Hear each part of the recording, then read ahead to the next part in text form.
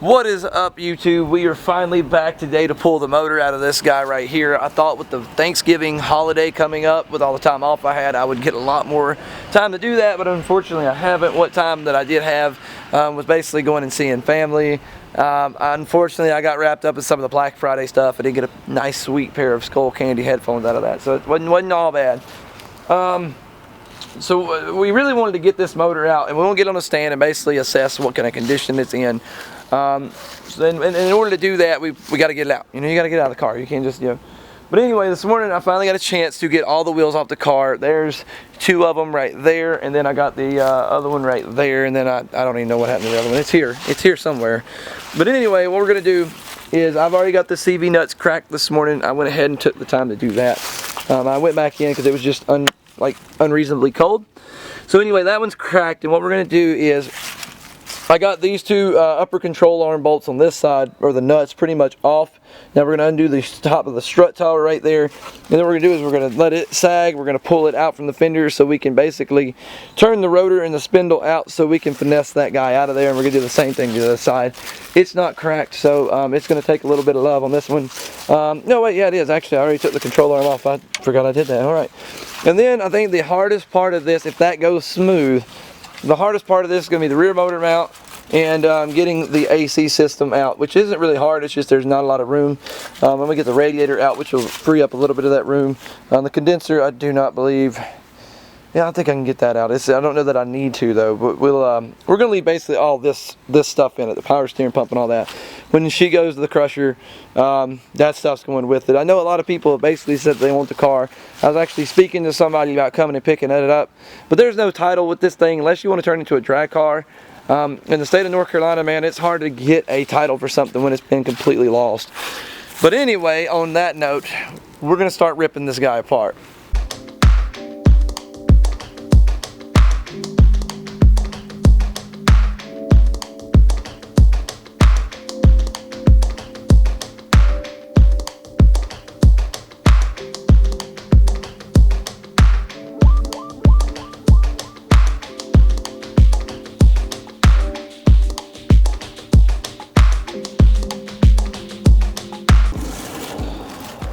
Alright, so we got the compressor out. Now what we're going to have to do is I'm going to go ahead and take this whole bracket off.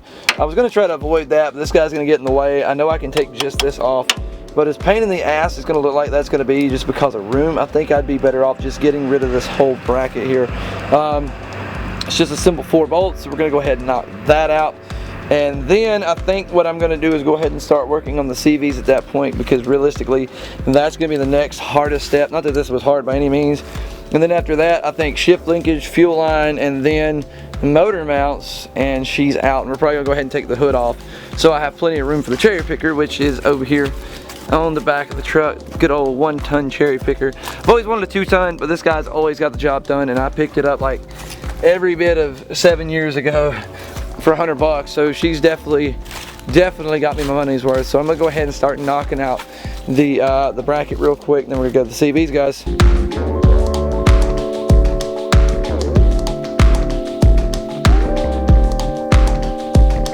Too bad actually getting the bracket off. We got a nice piece of scrap steel now, and then after doing that we find that we didn't even have to, because the reason this thing was leaning is it wasn't even bolted on. It was just kind of chilling in there.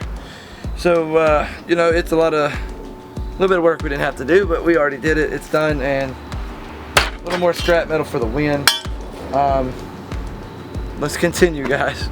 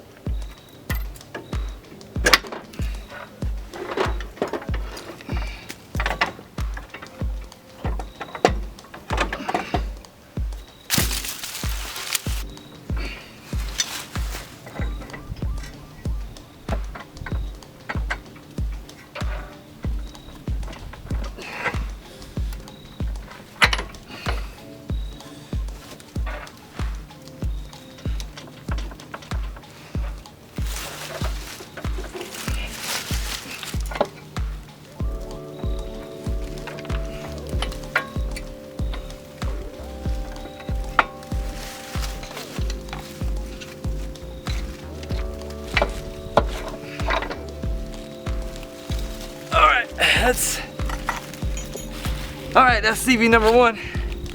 It wasn't too bad. They're not as good a shape as I hoped they'd be in, but they're CV number 1. Alright guys, here is CV number 1. Unfortunately, she's in pretty horrible shape. I mean, look at this thing, man. It's pretty nasty.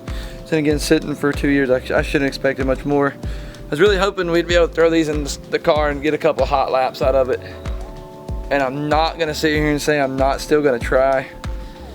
But I don't know that these are even worth the time of throwing in the car. I mean, literally, they're just nasty and rusted. And when you see rust on steel, that means it's weakened it a little bit, especially as much as that cup is rusted. So I don't know if we're gonna do anything with that one. So let's go ahead and pull out the longer shaft, which is the actual weaker of the two, and see what we're working with there.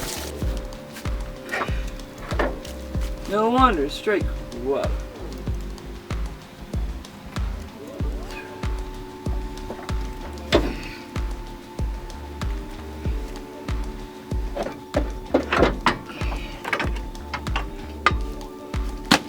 So I successfully got the second CV pulled. Unfortunately, you didn't get to see it because halfway through the camera shut off. It's starting to do that a lot here lately. Actually done it quite a few times in the course of making this video. I don't know what's wrong with it.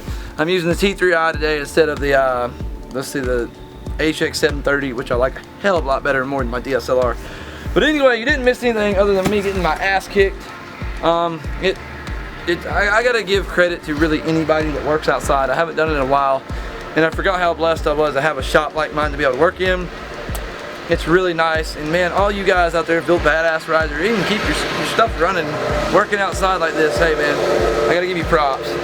So anyway, now that I've gave you props, I think what we're gonna go ahead and do is we're gonna undo the fuel system and then undo the shift linkage, and then after that, I'm gonna pull the cherry picker off the truck, hook her up with a state-of-the-art engine pulling device, which I'll show you in a little bit, and then it should be ready to come out. Hopefully everything goes nice and smooth. It's probably not going to. This thing's been sitting, and like, Casey, if you watch this, I'm sorry, buddy. This thing has seen better days. It's definitely seen better days. It's in bad need of love, and unfortunately, I'm not the one going to be able to give it to it. Although, I do know I've said a lot of things about crushing this thing. There is a little bit of talk about possibly keeping it as a second, like a backup chassis, just in case anything would ever happen where I'd accidentally wreck mine or something like that. We don't know yet, so don't get your hopes up for that happening. But anyway, guys, we're going to start taking the shift linkage and the fuel system off. So we got everything disconnected. Honestly, I'm kind of amazed this thing even ran, because the shift linkage was just chilling on there. It really wasn't hooked up in any way. The fuel connection, which is this guy here, that goes into right there, only had one bolt holding it. The fuel pressure regulator over here, the aftermarket one, which I actually like the way he got that to run on the stock rail. But either way, there's nothing actually keeping it onto that connection. Kind of amazed. And I want to say something, because I know everybody's going to bash me for this, the way that I actually have this car set up right here. The way that I'm not using jack stands, and I actually got that up, 2 real wheels under the front subframe. One of the biggest reasons I did this, one, I'm not going to sit here and say this is safe by no means. This is the safest way that I could actually get this car up, know that it wasn't going to sink into the ground. The ground's real moist, so a jack stand would do you nothing but probably harm right here. It's just going to sink into the ground and cause you a little bit of problems. I know these bricks are pretty sturdy, the wide base, so they're not going to sink in. And the wheels right there, yeah, that's kind of sketchy, but at the same time, you know, I don't have an excuse for that. But I had to do that and get the jack out of the front end so I can get the cherry picker up under there in order to lift this guy out. So we're about to take the hood off, and hopefully everything goes well there. We're going to be keeping the hood and the fenders once again. And once the motor comes out, I can finally actually start parting this thing out.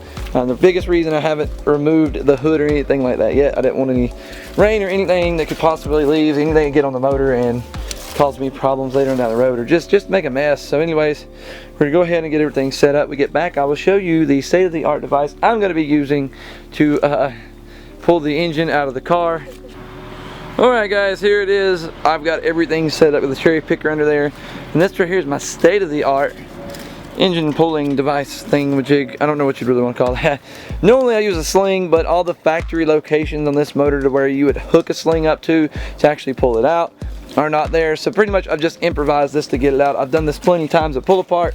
Works out pretty well. It's sketchy looking as hell, and it can be nerve-wracking. I mean, it can be nerve-wracking.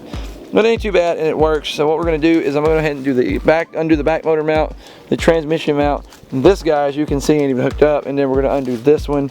The only problem with this is the way I normally undo this one. It might give me a little bit of problems. I normally loosen up these 3 guys right here, and it allows that guy to come out a lot easier. I'm going to try not to do that this time and see if it works. And it shouldn't be too bad because that motor mount's already loose. And the one in the back is already loose. I haven't even tested this one yet. So let's get her going.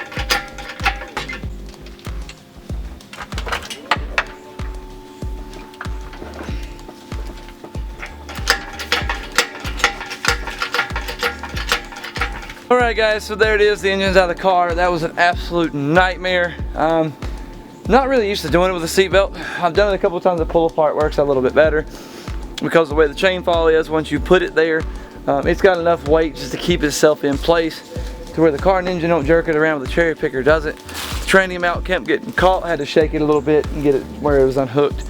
Whole lot easier doing my shop. It is a nightmare without a sling. But she's out, so what I'm going to do now is I'm going to get her in the back of the truck, get everything done there. And that should be the end of the day. I'm not going to video any of that stuff. We're pretty much done. Anyways, guys, that's it. I hope you enjoyed the video and my like ghetto way of pulling an engine. That was pretty ghetto. That was pretty bad. But it's a whole lot easier than the shop, man. I just got to give you guys that do this stuff outside all the time, I got to give you props, man. This is not easy outside. It's not. It's a pain in the ass. It could rain any minute. It's cold. In the shop, it's not much warmer, I mean, but I at least got a kerosene heater.